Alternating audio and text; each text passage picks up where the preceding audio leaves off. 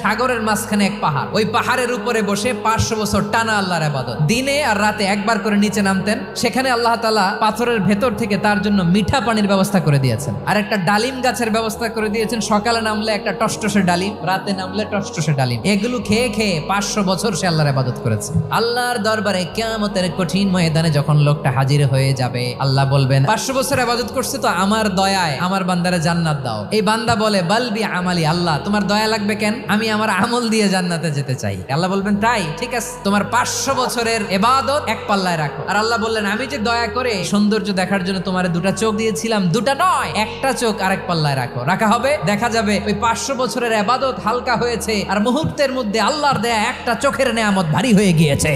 ফলাফল দেখো, হিসাব বলে তুমি এখন জাহান্নামে যাবা, যাও এবার জাহান্নামে যাও। এবার লোকটা কাচুমাচু করে বলে আল্লাহ এবার আমি বুঝতে পেরেছি তোমার দয়া ছাড়া দুনিয়ায় কেউ জান্নাতে যেতে পারবে না।